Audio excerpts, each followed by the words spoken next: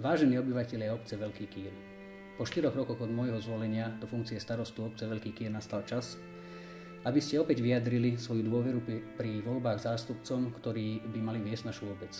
Či ste už boli na zasadnutiach obecného zastupiteľstva, alebo ste ich mohli sledovať v obecnej televízii, isto ste postrehli, že niečo nie je v poriadku. Podarilo sa mi presadiť niektoré zásadné kroky pri zmene systému fungovania obce, hlavne v prvých 2 rokoch môjho pôsobenia. Komunikácia medzi mnou a obecným zastupiteľstvom však dosiahla bod mrazu. Niekedy som mal pocit, či má vôbec význam ďalej pokračovať v mojej činnosti a presadzovať svoje myšlienky pred poslancami, keď nebol záujem z ich strany o realizovanie čohokoľvek. Či sa jednalo už len o výmenu verejného osvetlenia, výstavbu nových bytov alebo rekonštrukcia káblovej televízie. Odmietanie a negatívny postoj a niekedy agresívny od poslancov sa určite odrazil aj na mojom výkone v práci či v rodinnom živote. Vydržal som však i napriek nespočetným útokom na moju osobu, ako aj šíreniu nepravdivých či skreslených informácií o mojej činnosti. Po dlhom zvažovaní som dospel k názoru, že naša obec takto fungovať nemôže. Boj medzi poslancami mnou musí hneď skončiť. Viem, že ich úmyslom bolo, tak ako aj v minulých rokoch, ovládnuť starostu a prikazovať mu, čo má robiť. Funkcia starostu obce však je o právnej, ako aj morálnej zodpovednosti a danosti rozhodovať rýchlo a spravodlivo. Počas môjho pôsobenia vo funkcii som hľadal obyvateľov, ktorí majú záujem riešiť obecné záležitosti a dokážu byť nestranní voči všetkým našim obyvateľom. Som rád, že moja snaha nevyšla na zmar a našiel som správnych ľudí, ktorí majú s riadením našej obce len tie najlepšie úmysly. Už pred voľbami sme začali spolupracovať a vytvorili sme program, ktorým sa dokážeme a chceme spoločne riadiť po komunálnych voľbách. Spoločný program som vytváral s týmito kandidátmi na poslanca. Bátora, ktorý kandiduje za poslanca pod číslom 1, Milan Bubla pod číslom 4, Mário Čebík pod číslom 8, Ladislav Dojčán pod číslom 9, Norbert Straňák pod číslom 20, Pavol Sáraz pod číslom 23, Pavol Sáraz pod číslom 24, Alexander Vereš pod číslom 29. Mám v úmysle naďalej zastupovať našu obec a spolu s novými poslancami ukázať, čo to znamená zodpovednosť, vysoká politická úroveň a komunikácia s obyvateľmi. Budem rád, ak prejavíte svoju dôveru ku všetkým a my vám budeme vedieť dokázať, že máme v našej obci naviac. Že môže obec fungovať bez toho zla, čo to bolo už veľa rokov predkladané. Podrobný spoločný program dostanete do každej domácnosti. Teraz však využijem príležitosť a načrtnem len základné body tohto programu. Prvým bodom nášho programu je prehodnotenie vstupu našej obce do mikroregiónu, ktorý som sa snažil vytvoriť ešte pred pár rokmi. Jedná sa o vstupu do obcami Komiatice, Černík, Mojzesovo, Čechince, ktorým by sme mohli dokázať získať oveľa viacej peňazí na rozvoj našej obce. Ďalším bodom nášho programu je vytvorenie denného stacionára pre seniorov. Dostal som počas roka už viacej žiadostí od našich obyvateľov, hlavne starších, že by o takúto službu mali záujem. Sú možnosti, akým spôsobom dosiahnuť, aby denný stacionár mohol byť v materskej škôlke na Apátskej ulici. Ďalším bodom programu, ktorý som postrehol počas môjho volebného obdobia a ktorý by som chcel spolu s novými poslancami zrealizovať, je vybudovanie verejného vodovodu, ktorý sa nachádza ktorý je chýba vlastne na Železničnej a ulici Svätého Kelemena. Projektová dokumentácia bola vytvorená, chýba tam v podstate stavebné povolenie na to, aby sme mohli ten vodovod zrealizovať. Ľudia musia mať v podstate prístup k pitnej vode, hlavne vtedy, keď sú takéto povodne u nás a spodné vody sú znečistené. Ďalším bodom programu je zníženie energetických nárokov všetkých obecných budov. Projektové dokumentácie sú vytvorené na obecný úrad, na starú budovu obecného úradu, kde je vyhotovené stavebné povolenie, takisto na základnú školu, pavilón B, kde je tiež vyhotovené stavebné povolenie na výmenu okien, zateplenia, takisto na jedáleň v základnej škole.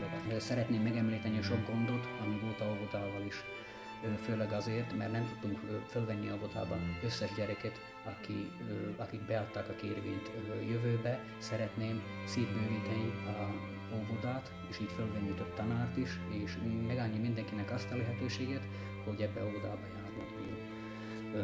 Na ďalším bodom programu je rekonštrukcia námestia. V minulosti bol podávaný projekt, ktorý bol neúspešný, to ešte bolo v roku 2009 alebo 2010. Ja som sa snažil námestie postupne prerábať z vlastných finančných prostriedkov, to znamená, chýbali tam lavičky na sedenie, takisto nejaké stojany na bicykle, ktoré už boli staré. Toto som sa snažil vymeniť, čo sa aj podarilo z časti. Práca na námestí ešte nie je ukončená, jednoducho treba tam, najdôležitejšie, čo tam treba spraviť, je dopravná situácia, vyriešiť dopravnú situáciu, a to znamená nové dopravné značenia, nové vymaľovania ciest. Ďalším bodom programu je vyriešenie bytovej otázky v našej obci. Máme tu postavené už 3 bytovky, ktoré sú obsadené obyvateľmi, ale nemáme dokončené však 9 bytovku, ktorá by mala byť v krátkom čase skolaudovaná. A takisto nemáme dokončenú alebo zrekonštruovanú štvorbytovku na Školskej ulici. Ďalším bodom programu je výmena verejného osvetlenia alebo skôr zmodernizovanie. Každé okolité obce už verejné osvetlenie majú vymenené, len nie. Počas 4 rokov som sa viackrát pokúšal presadiť výmenu tohto osvetlenia, však neúspešne. Dôležitou súčasťou našej obci je aj obecný rozhlas, videnie 2-krát hlásené. Kompletná rekonštrukcia by stála veľa peňazí, ale naskytuje sa nám nová možnosť, a to zasielanie správ formou SMS-iek každému, kto si o to požiada. To znamená, ak budú aj starší ľudia mať telefóny alebo mladší, požiadajú nás, aby sme zasielali bezplatné SMS-ky, tak každé hlásenie v rozhlase vám bude zaslané priamo domov. Káblová televízia v našej obci bola vyhotovená pred 10 ročím, presne tak aj funguje. Od roku 2012 funguje v našej obci samostatný informačný kanál počas 24 hodín denne, kde môžete vidieť každodennú činnosť v našej obci. Zasadnutia zastupiteľstva, ako aj môcť počuť obecný rozhlas. Technický stav káblu, ako aj systém vysielania, je však v havarijnom stave. Počas posledných 4 rokov boli zastupiteľstvom odmietnuté 4 firmy, ktoré mali záujem o rekonštrukciu siete. Toto rozhodnutie opätovne prerokujeme, vyberieme najspoľahlivejšieho dodávateľa služieb a pustíme sa do rekonštrukcie siete. Každá domácnosť bude mať prístup na káblový internet, ako aj k sledovaniu obecnej televízie a ďalších vyše 80 slovenských, českých alebo maďarských programov. Realizácia rekonštrukcie nebude stať žiadne financie, nakoľko sa jedná o investíciu prevádzkovateľa siete. V minulosti som sa pokúšal založiť v Kýri obecnú políciu, patrilo to medzi moje prvé kroky, ktoré som sa snažil presadiť, avšak neúspešne. Tentokrát opätovne sa pokúsim o jej založenie, prehodnotíme celkovú finančnú situáciu našej obci a vytvoríme podmienky na to, aby mohla tu obecná polícia riadne fungovať. Nie len obecná polícia, ale aj kompletný kamerový systém. Dopravná situácia Nitra Nové Zámky. Cez obec vedie hlavný ťah medzi mestami Nitra Nové Zámky. Pre nás aj cudzích obyvateľov je pozorovateľná aj táto stránka našej obce. Autobusové zastávky neplnia svoju estetickú funkciu. Chýbajú priechody pre chodcov, ako aj chodníky na niektorých častiach tejto cesty.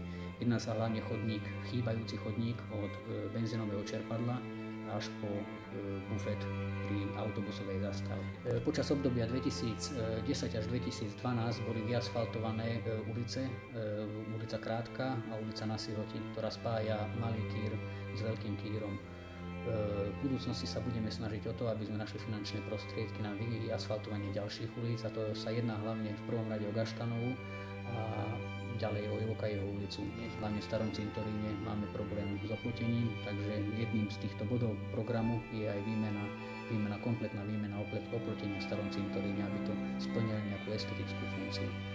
Počas ďalšieho volebného obdobia by som naďalej chcel podporovať všetky miestne organizátory, nielen finančne, ale zabezpečením autobusov na odvozy na všelijaké kultúrne a športové podujatia.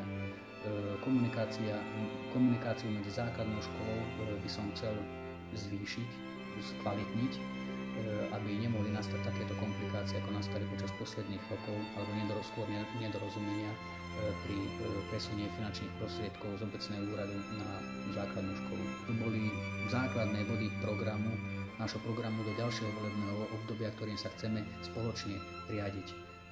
Bude ešte veľa iných bodov, ktoré bude treba prerokovať, možno bude veľa nezhôd medzi nami, ale som si istý, že vždy nájdeme spoločné riešenie, čo pocítite aj na každodennom živote. Végén szeretném megköszönni a bizalmat, amit kifejeztek a 2010-es választásoknál, és szeretném megkérni önöket, hogy bízzanak tovább bennem és bennünk. szeretnénk megmutatni önöknek, hogy hogyan lehet még jobban működni Nagykérén, és hogyan lehet szebb ez a Nagykér. Köszönöm.